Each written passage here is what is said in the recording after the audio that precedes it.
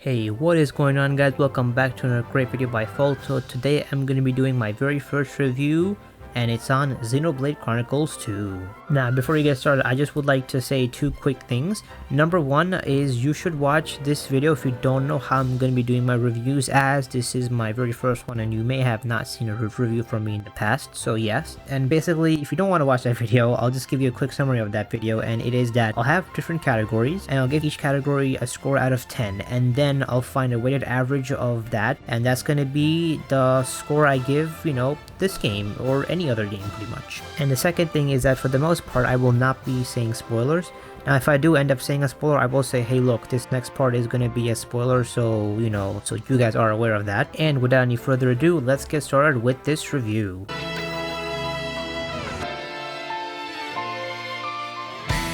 Story. Now if you were to ask me how the story is in just one word, I will say the story is amazing. And I can even go as far as to say that this has got to be my favorite story out of all the games I've played in my entire life. And I really mean that, like I love the story that much. So I'll tell you guys a quick intro to the story. So the name of this world is called Allrest, and here instead of having continents and oceans, they have giant titans and Cloud Sea.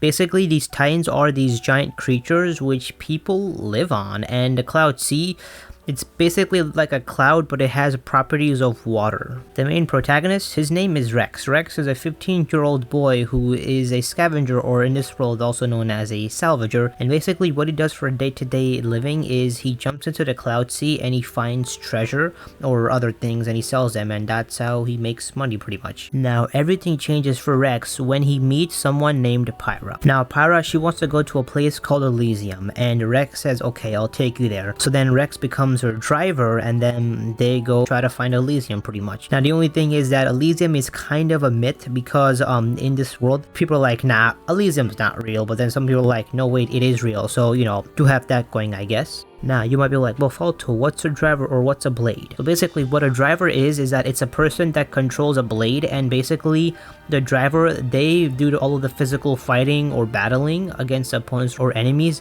However, they get all of their power from blades, as the blades provide them the power to battle, and then the driver is able to, battle it out, with the opponents. And that's pretty much the relationship between a driver and a blade in a nutshell. Warning, this next part is going to be a spoiler, so if you don't want to be spoiled, you can skip to the next category, as I will be giving the story category a 10 out of 10. Okay, so I want to quickly just talk about the ending, because the ending is pretty, like it was pretty dear to my heart. Okay, so basically the ending was very, very awesome, amazing. I loved it, because to be honest, it was a roller coaster of emotion. At first, they make you sad, and then they make you happy, and then, I will say I did have some tears, I'm not gonna lie, that did happen. Because I thought that basically Pyra and Mithra, I did think that they were dead actually at the end, but luckily they didn't die, so that's good to know. Also on top of that, when a game makes you feel bad when the villains die, that's something, man. Because honestly, like Jin, Malthus, like at the end why they were bad. Like they each had their own reasons, and it's kind of saddening, which is why this game is so good. And I have a feeling I understand why like endings that make you a bit sad are a better story. I'm getting why Shakespeare had a bunch of sad endings. But anyways, technically this isn't like a bittersweet ending, because Pyra and Mithra, even though they sacrificed, they did live, but the bad guys dying, and their backstory, hearing that, and Pyra and Mithra almost dying, that certainly does make you very sad, I'll say that. So overall, like I said earlier, the story category, I think it certainly deserves a 10 out of 10 in my book. And let's move on to the next category.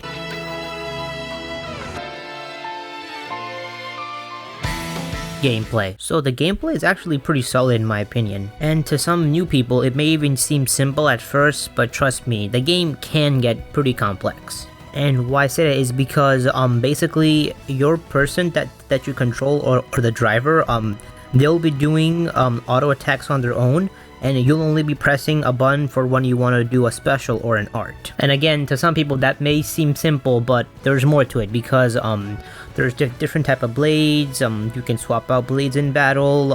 Each blade can have a different element or a different weapon. And, and a different weapon can do a different thing. There's different types of blades, by that I mean like there's attackers, there's healers, there's tanks, and there's also chain attacks and combo moves and whatnot. And again, yeah, I'm not gonna keep on going, but I'm just saying that if all you do is you just do auto attacks and do arts, the game can get boring. And what's unfortunate is that the game, it doesn't tell you all these things in a good fashion. And I said that because the tutorials, they do suck. They're just pure garbage in this game. I don't know what else to say, they just suck. And if you want to look something up, you can't even look it up because once it's shown in a tutorial, it's gone. Like, yeah, you can't look back at it. You have to rely online, which honestly, I don't even care anymore because the online tutorials are much better than the actual game's tutorial anyways. But yeah, here's where I think this game would separate those who take the time, effort to like master the combat system versus those who maybe are just casuals and just just wanna just finish the story. Is like the people who are putting the more time effort, they'll have more fun than the casuals because if you don't put the effort into like mastering the skills, you won't have as much fun as someone who did. Because for example, I think I said this earlier, if all you do is the basic attacks and you press the specials, okay, whenever they're charged up, the gameplay will get boring, very easily. However, again, like I said, there's combos, there's chain attacks, there's elemental orbs. Like once you learn all these things and master them, that's when the fun begins. And I'm gonna be honest with you, I myself finished the game and I have not mastered all of these skills. I do know them, but I haven't, I'm not that expert at them, So yeah, that just adds on to the fact that I think the more effort you put into this game, the more fun / the better you'll be at it. Now, one criticism I will give is that nearing the end of the game becomes a bit padded. Now, why I say that is because basically around this time, you're gonna reach a point where we're just gonna say, okay, go from one place to another place, and you're gonna go.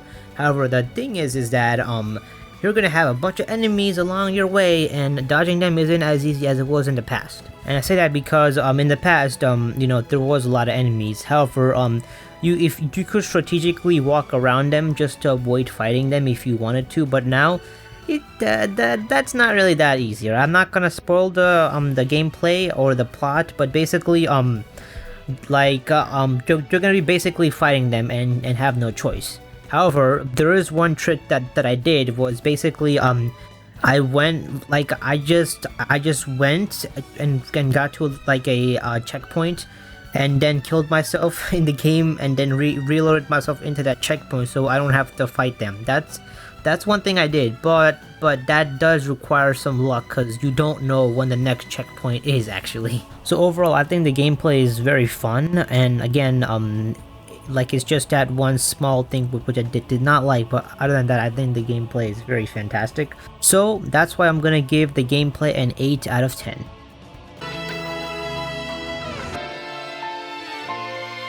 Art style / visuals. Now overall, the art style, I think it's decent. It's not great, but I do think it's decent enough for a Nintendo Switch. Now, one part of the art style which I did not really like is that certain blades, they don't seem to fit well in the scenery. And what I mean by that is basically they look like either they're tacked on or they're photoshopped. An example I'll give is Ursula. If you look at her right now, she doesn't look completely off, but it just that's something about her, like the way I think the lighting maybe on her, or maybe the shadows, or I don't know, or maybe the colors maybe a little bit. It feels a little more cartoony compared to the other people around him. Now again, this is pretty much like an anime, so it is pretty much a cartoon, but what I mean to say is that just her, she looks a tad bit different. I don't know, just something about her. It might just be me going crazy, that could be true, and if that's true, then I guess I'm crazy.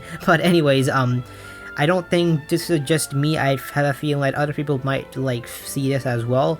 But yeah, other than that, I think it's good. It could be better, but I do think it's good. And why I say it could be better, we'll talk more about that in the polish category. But for now, I'm gonna give visual / art style a 7 out of 10.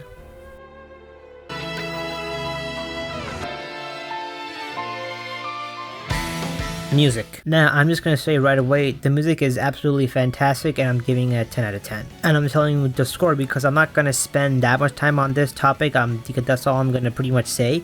However, if you would like to hear some of my favorite songs from this game, you can stick around for this category a bit longer. Otherwise, if you want to just move on to the next category, just move on to the next category.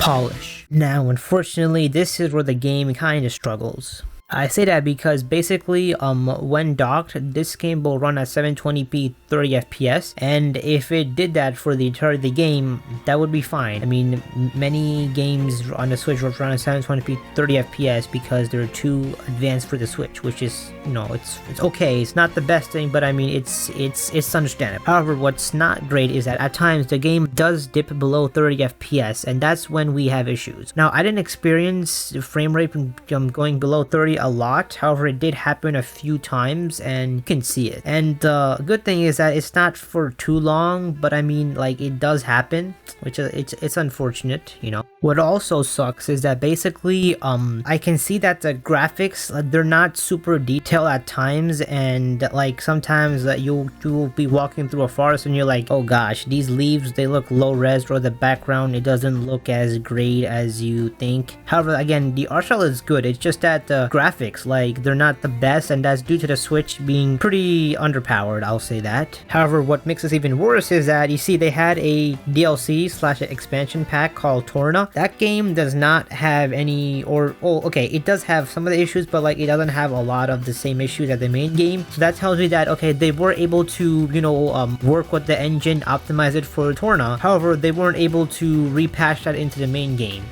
And this is not like it's a new game. Like, this is like literally the exact same game, except it's just DLC, you know, that's pretty much what it is, pretty much. So I don't know why they didn't add it to the main game but have it in the DLC. That's kind of like, I mean, you could have done it. I know it's probably not the easiest thing, but I mean, this game did sell pretty well. I think they could have given the fans at least, to make the game a little, better looking, The next area I like to talk about is the lip sync. And basically the lip sync, at times it doesn't really match. However, I think that's totally fair, and it's not a big deal because this game was made in Japanese. And if this game was made in the USA and someone from Japan was reviewing a Japanese version of a US game, I'm sure that the lip sync will not match for them as well. And reanimating it to be localized is expensive as hell. And there's so many lines, especially in a video game, that just better to just leave it in the language which it was originally made, which in this case is Japanese. Now let's move on to the voice acting. Now, the voice actors themselves, I think they did a pretty decent job at it for the most part. However, I think the direction wasn't the best. I think at times I feel like the scene could have been better, and the actors are trying their absolute best to like make the scene amazing, which, yeah, and I think they did a pretty great job.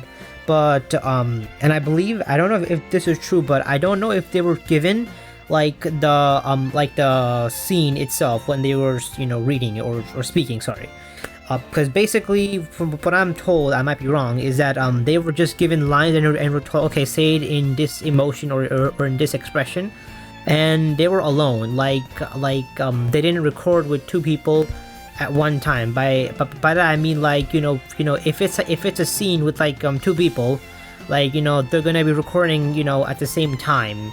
I don't think it was like that. I think everyone was separate. So that might also, make it, a little bit, worse, than had they been together and it was like acting in like a movie wherein people are together and they act.